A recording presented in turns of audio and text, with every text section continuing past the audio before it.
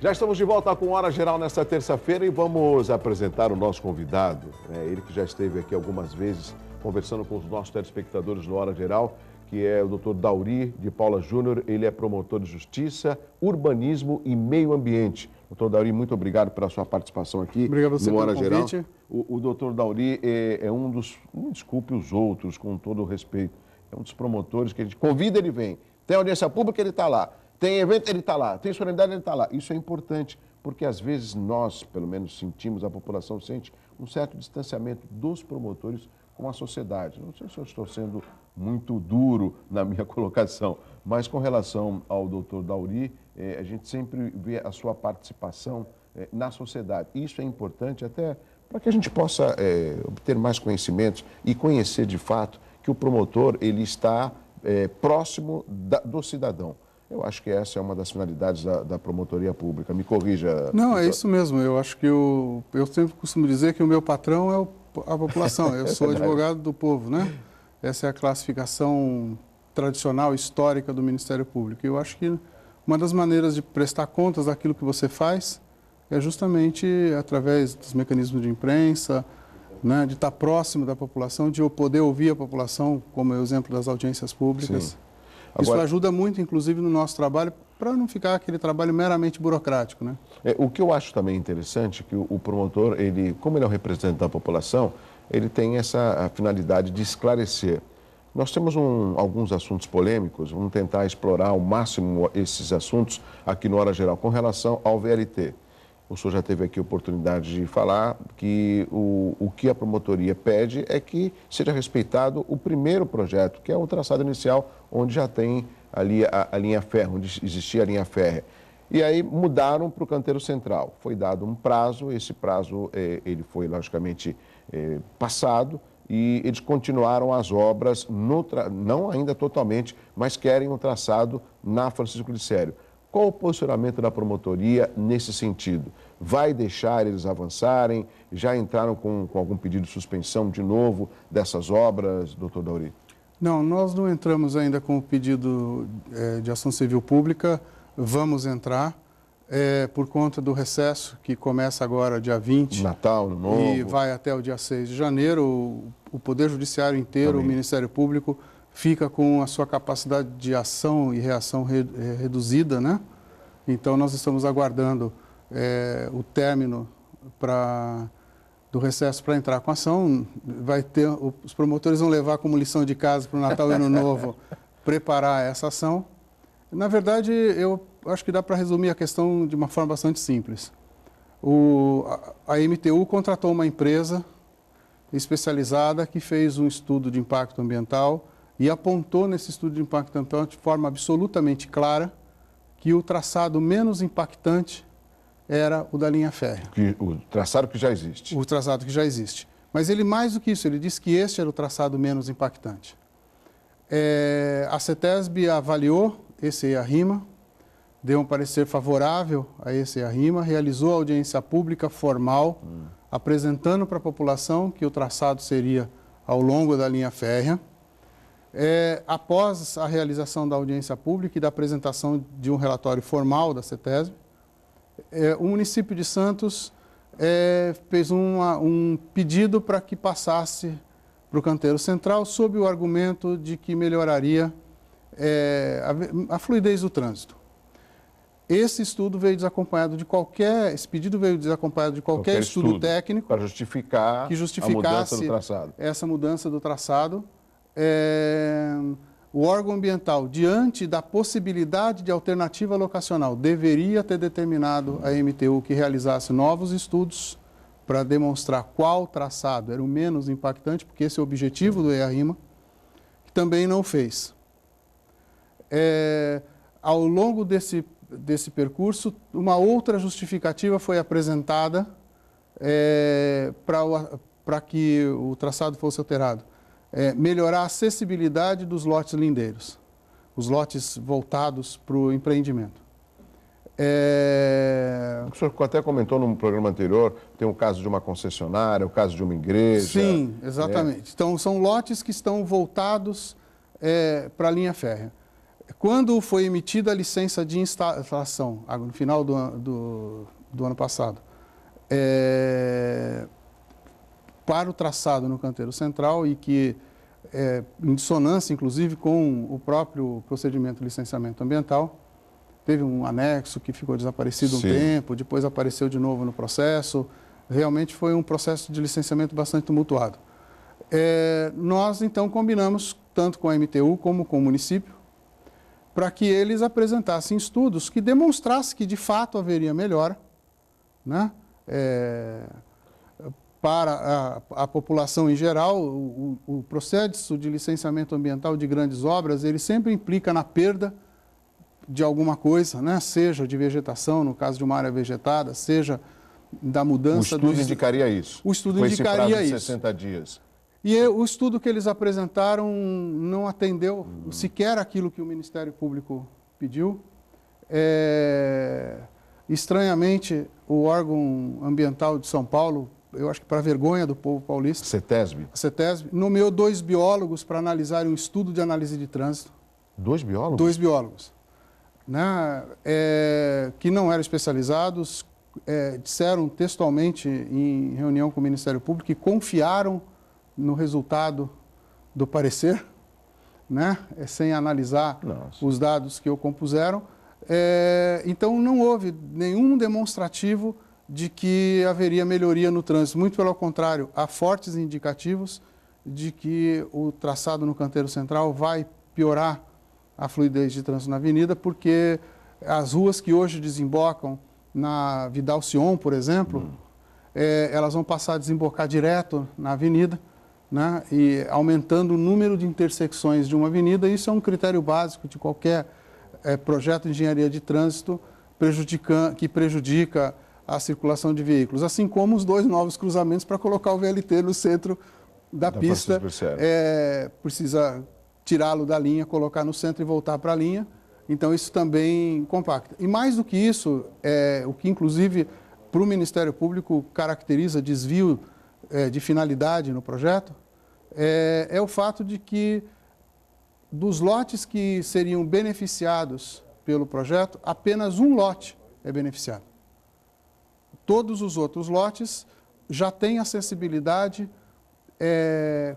com o VLT no canteiro central ou com o VLT no canteiro lateral, né, na linha férrea, dentro de ruas com a mesma tipologia hoje existente, ou seja, não tem prejudicado ou deixa de melhorar aquilo que poderia construir. Então, há um projeto de um hotel onde é aquela concessionária da Kia e Land Rover ali no Canal 3. Esse projeto pode ser executado normalmente com o trem passando na linha no canteiro central, com o trem passando na linha lateral, né? Então, não haveria problema nenhum. Um único lote, sim, esse teria sua acessibilidade prejudicada pelo projeto, mas quando foi construído, já se sabia que ali passaria o VLT, que é o terreno do Mendes Convention Center. Agora, então, fazer um projeto com gasto suplementar, inclusive de dinheiro público, né? Porque para transpassar o VLT para o canteiro central, há a necessidade de se refazer todas as pistas e a drenagem da Francisco Glicério, né? Então, isso é uma obra cara. Nós ainda não terminamos a avaliação de quanto essa modificação vai acrescer para os cofres públicos. Ou seja, essa modificação para o canteiro central seria muito alta. Sim, e essa avaliação, inclusive, está sendo feita pelo Ministério Público, porque, além da ação ambiental, pode desdobrar para uma ação de probidade administrativa, né? E quem seria punido nesse sentido? Os responsáveis pela modificação do projeto, não tenha dúvida. Aí seria a MTU? Sim, mas essa avaliação que não é feita por Santos, é feita por São Paulo, né? Porque os contratos foram todos feitos em São Paulo. A regra legal é do local onde foi feito o contrato, não do local onde vai causar o dano, como é o caso na área ambiental. Então, nós estamos preparando a ação na área de urbanismo e meio ambiente. Essa ação deve ser protocolizada já no início de janeiro, né? Na primeira semana de janeiro, pedindo a suspensão do projeto, anulação das licenças. Nós também já tivemos uma reunião prévia com a Caixa Econômica Federal, que é o agente financiador. Né? Que recebeu recomendação formal para não aprovar. Não vistam. Para não aprovar, porque o contrato de financiamento ainda não está aprovado. Ah, não? Não. Então, nós fizemos uma recomendação formal para que não aprove um contrato de financiamento, até porque em matéria ambiental o agente financiador é corresponsável pelo dano, né? Então a Caixa ela tem todo um processo para avaliar os aspectos ambientais das obras que ela financia. Normalmente ela o faz apenas acompanhando o licenciamento ambiental. Então nós estamos alertando para a falha no licenciamento e para a possibilidade, inclusive, dela vir a ser reanação também, caso o financiamento seja mantido. Agora, doutor Dauri, lógico que o senhor falou que a promotoria vai entrar em recesso. Nós temos aí Natal, Ano Novo, acredito que as obras também elas acabam se paralisando, né, naturalmente, mas já na primeira semana de dezembro, de janeiro, vocês pretendem entrar com uma ação para impedir o andamento dessas obras. O que significa? Um novo prazo vai ser estipulado para que eles apresentem novos estudos ou não? Qual o procedimento? Não.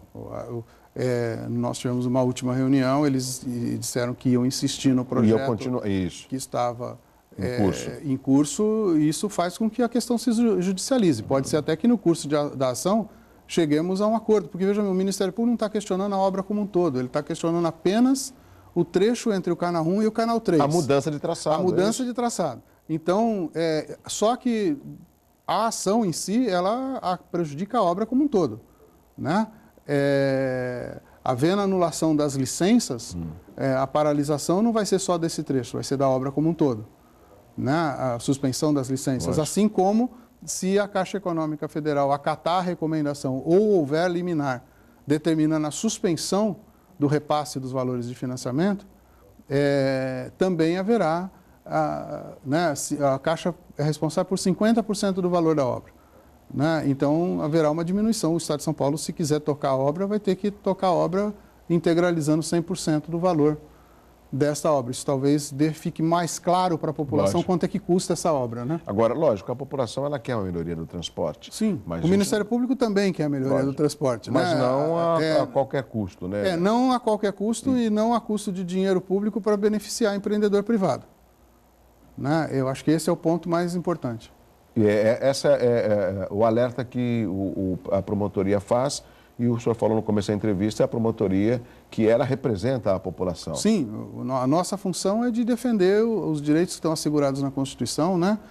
Inclusive aqueles voltados àquilo que o administrador faz, né? Os administradores no nosso país são eleitos para exercer os seus mandatos, seja no Poder Legislativo, seja no Poder Executivo, e o Ministério Público, em nome da população que os elegeu, fiscaliza isso, né? Existem outros mecanismos de fiscalização, o Tribunal de Contas dos Estados, da União, né? Alguns municípios também os têm.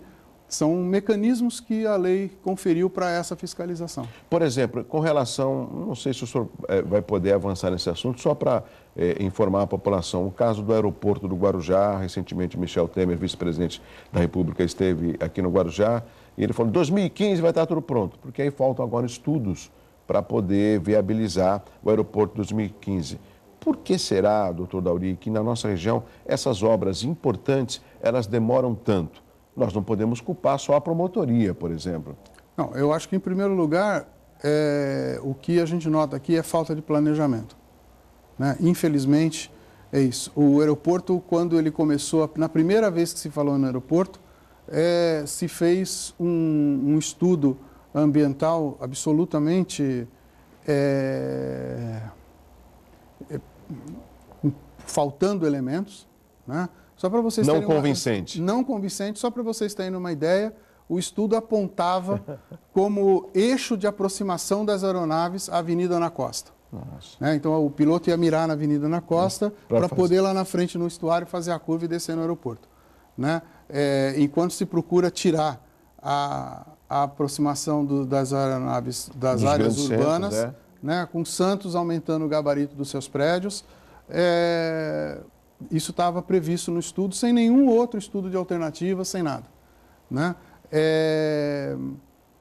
Então, não se fez os estudos necessários. Depois, em vez de se fazer os estudos necessários, para quando se tomasse a decisão política de fazer o aeroporto... De anunciar essa boa obra?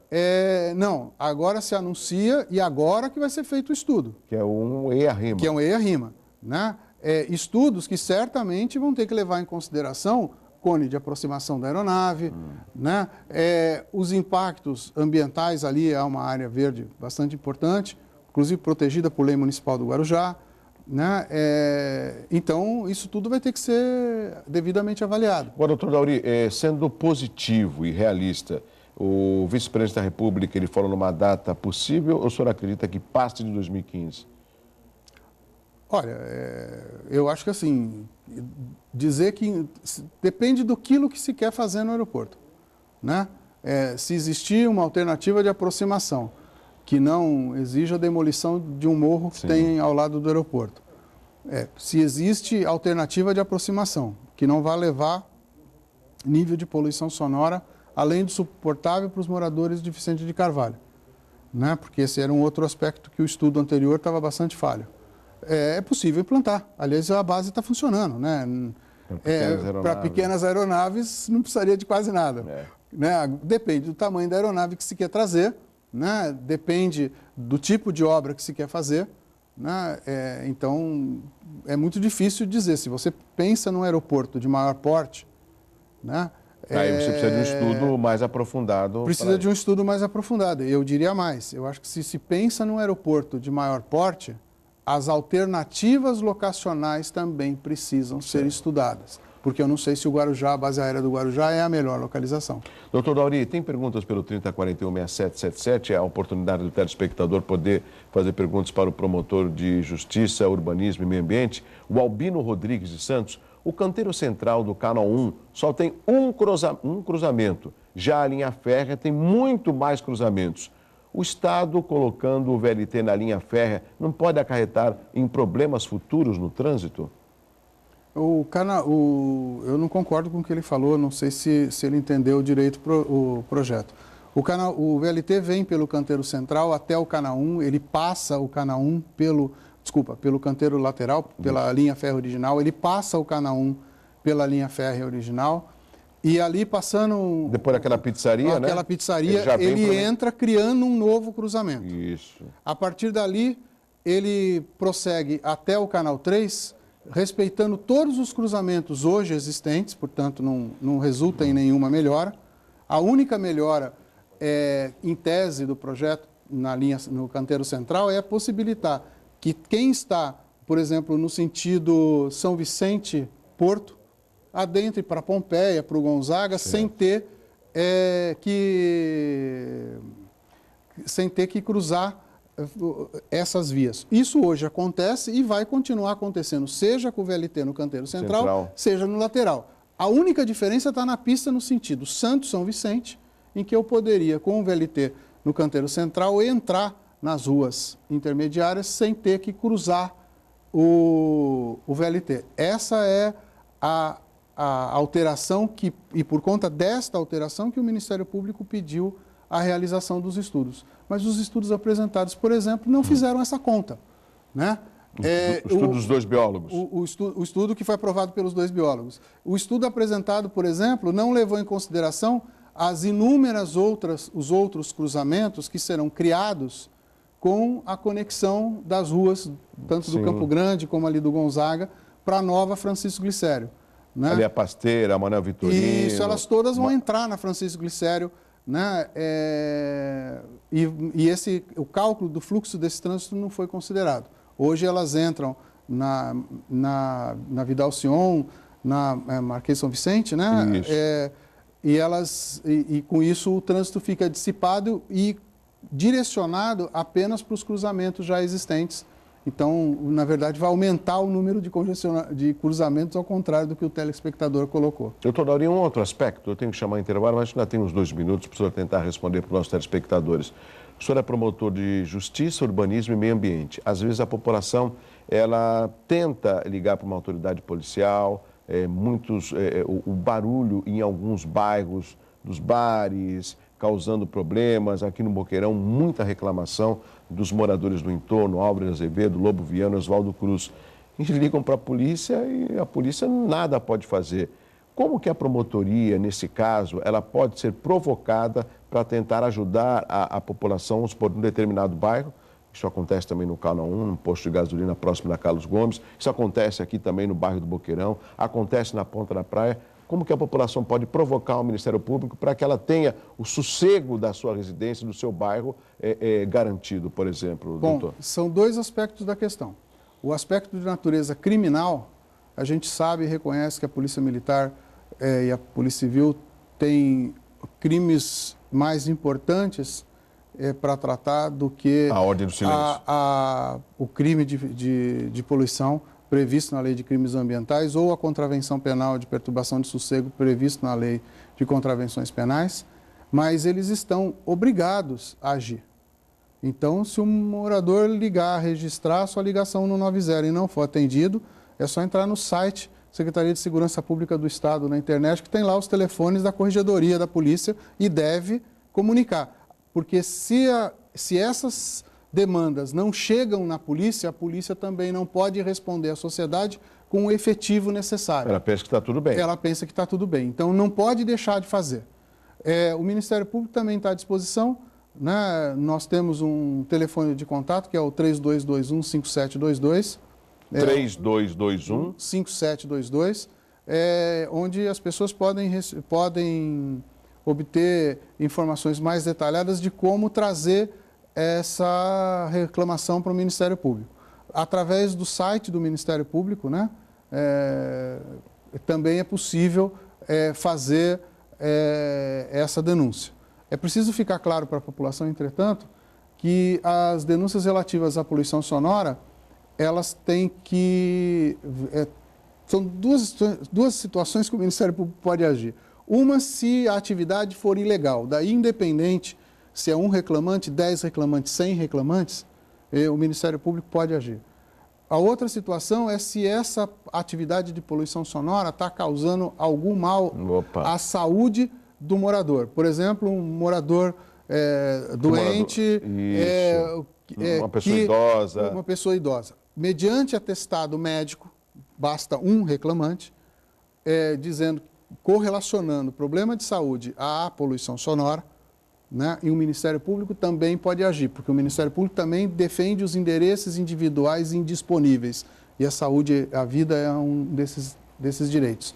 Ou então, quando a poluição sonora, e essa é a diferença, afeta um número maior de pessoas. Não é uma discussão entre vizinhos, né? Porque aí tem que procurar um advogado e tomar medida via advogado.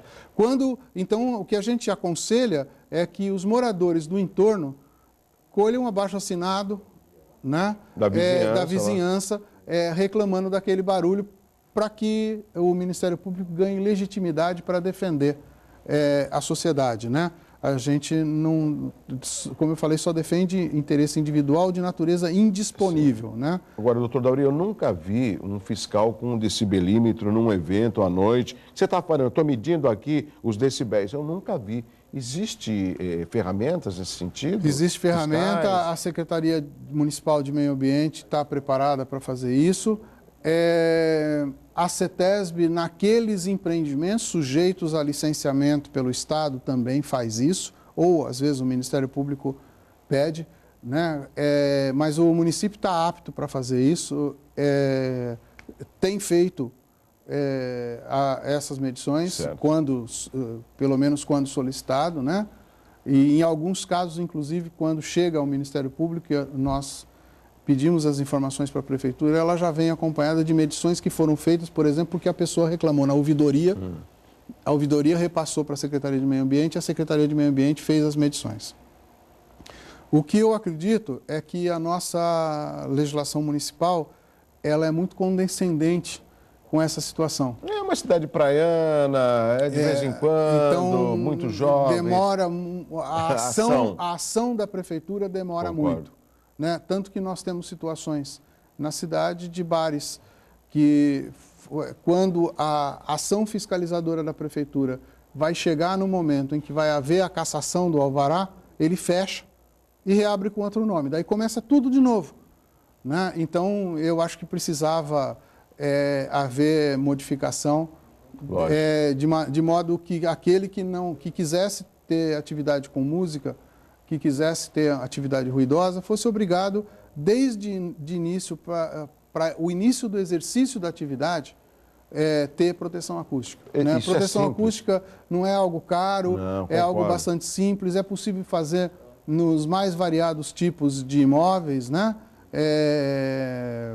Então, não há razão para que se permita o início de atividade. Infelizmente, a nossa legislação permite que o sujeito, não tendo um parecer favorável ou desfavorável da Prefeitura em 15 dias, inicie a atividade.